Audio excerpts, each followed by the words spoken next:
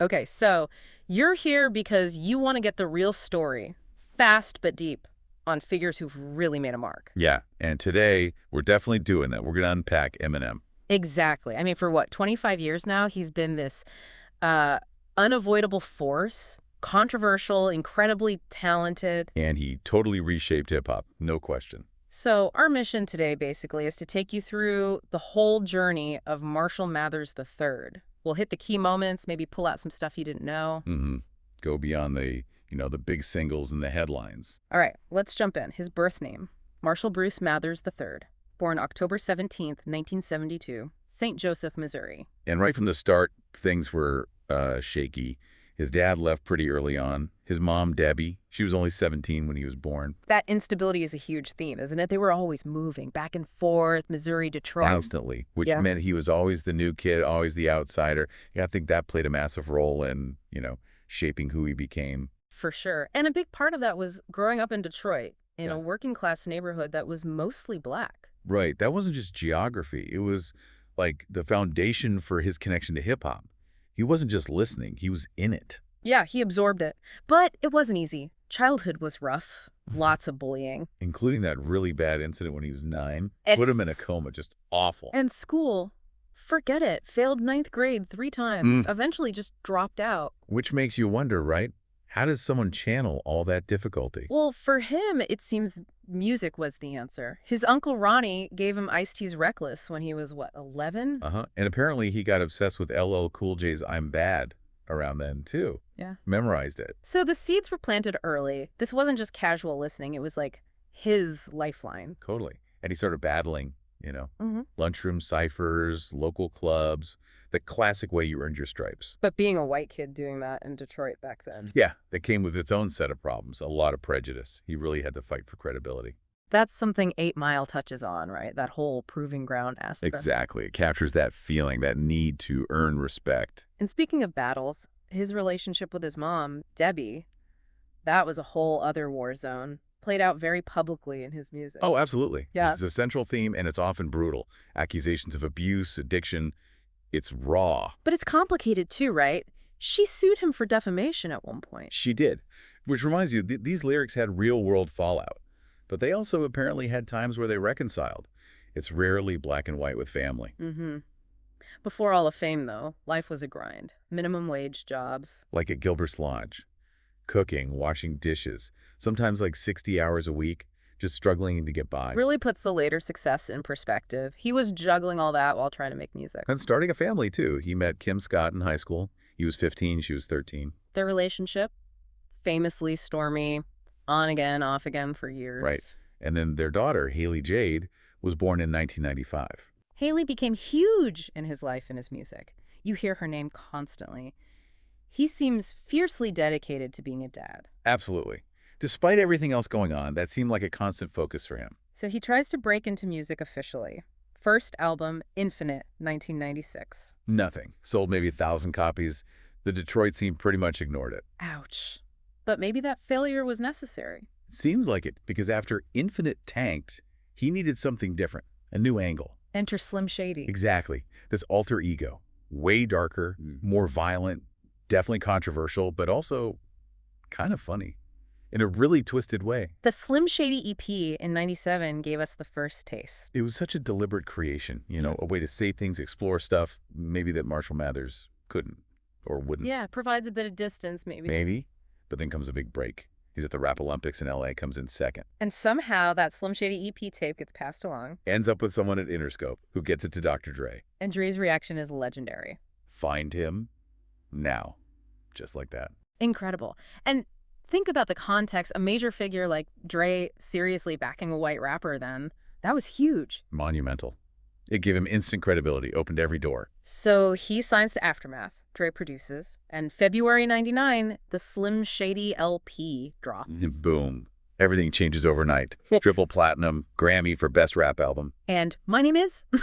You couldn't escape it. Instant fame. But with that fame came immediate controversy, right? The lyrics were just out there. Violence, dark humor, attacking celebrities, Nothing like it in the mainstream at that point. It really pushed boundaries. and sparked huge debates, Huh. especially about the misogyny and homophobia in some of those early tracks. That's a part of the story you can't ignore. Definitely. He often defended it as the character Slim Shady, not him. Satire, shock value. Right, but the impact of the words was still real. It drew a lot of criticism. Though it's fair to say later on he did apologize for some of it, especially the homophobic language. Show some growth, maybe. Despite all that heat, he just kept getting bigger. The Marshall Mathers LP in 2000. The sales were insane. 1.76 million in the first week. Unbelievable numbers. And the tracks. The Real Slim Shady, The Way I Am, and of course Stan. Stan became its own phenomenon. Like the word itself entered the dictionary because of that song, describing obsessive fans. That's cultural impact. Huge. He wasn't just a rapper anymore, he was a cultural force. Yeah. Then comes the Eminem Show in 2002, another smash hit, critically loved too. He was just on this incredible run. Consistent quality, even with the controversy. And then he does 8 Mile, the movie. Which was a hit. And Lose Yourself wins the Oscar for Best Original Song. First hip-hop song ever to win that Oscar. And classic Eminem, he didn't even show up to accept it. Haha, yeah. But while all this massive success is happening professionally... Personally, things were rough. The relationship with Kim was still chaotic. Married in 99, divorced in 01, then they remarried in 2006. And divorced again just months later. Wow. Just incredibly turbulent. And alongside that, the addiction issues were getting really bad. Prescription pills, Vicodin, Valium, Ambien. He's talked about taking like 60 Valium and 30 Vicodin a day at his worst. The pressure must have been immense. Fame, the scrutiny, the personal drama. It took a heavy toll. You can kind of hear it in the music from that period too, maybe. Encore in 2004, Relapse in 2009. They had their moments, for sure, but the reception was definitely more mixed compared to the earlier albums, maybe reflecting that inner turmoil. It all came to a head in December 2007, the methadone overdose. Yeah, he almost died. He's been very open about hitting rock bottom, gaining a lot of weight, just completely losing control. That was the wake-up call, wasn't it? Had to be. He finally went to rehab in 2008, and he's been sober since April 20th, 2008. That's a major turning point, and he wasn't quiet about it. No, and that honesty really resonated. The Recovery album in 2010 felt like a statement. Especially Not Afraid. That song felt like a declaration, you know? Sobriety, moving forward. Yeah, it showed a lot of vulnerability, acknowledged mistakes, but still felt like him. A definite evolution. And his family responsibilities grew too. He adopted his niece, Alina. Right. Her mom was Kim's twin sister, Dawn, who sadly passed away in 2016 after her own struggles with addiction. And he also raised Whitney, Kim's daughter, from another relationship. He seems to have worked hard to keep his kids out of the spotlight, give them some normalcy. And Haley graduating with honors from Michigan State. That's pretty great. Okay, so let's talk recent career. The Marshall Mathers LP2 in 2013 felt like a return to form for many people. Yeah, recapturing some of that early energy and lyrical complexity. Yeah. Then Revival in 2017. Mm-hmm. That one got a much more divided reaction. Which led to that surprise album, Kamikaze, in 2018. Basically him firing back at the critics of Revival. Uh-huh, yeah. Never want to back down from a fight, musically speaking.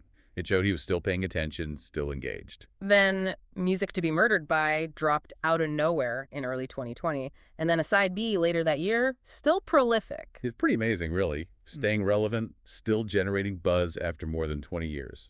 And huge moments kept coming. 2022, Rock and Roll Hall of Fame induction. With Dr. Dre inducting him. Perfect symmetry there, acknowledging that crucial partnership. And the Super Bowl halftime show that year, performing alongside Dre, Snoop, Mary J. Blige, Kendrick, felt like a coronation. A celebration of his place in hip-hop history, for sure. Beyond music, he's had business ventures, too. Shady Records, co-founded with Paul Rosenberg way back in '99. Yeah, huge platform for artists like 50 Cent, D12, Obi Trice, more recently West Side Boogie.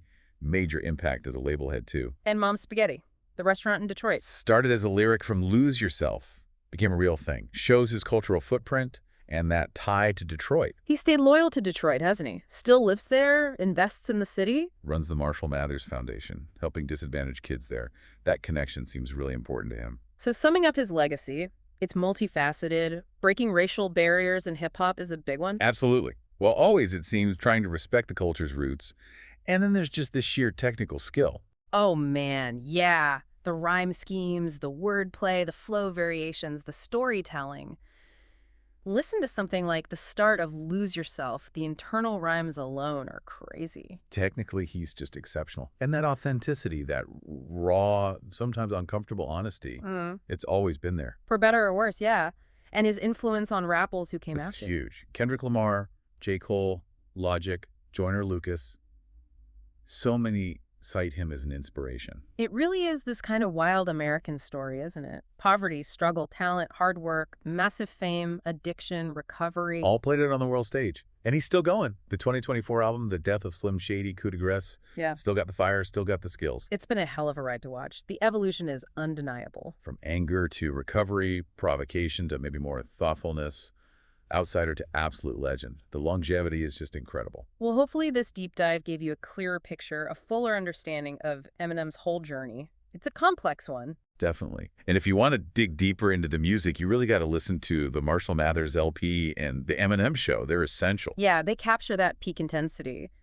But even the newer stuff shows how he keeps evolving, keeps honing his craft. So here's something to chew on. We've seen him reinvent himself time and again. This latest album title, The Death of Slim Shady, sounds pretty final for that persona. Right. So what's next for Marshall Mathers? What does his artistic future look like, and how will his influence continue to shape music and culture? Makes you wonder.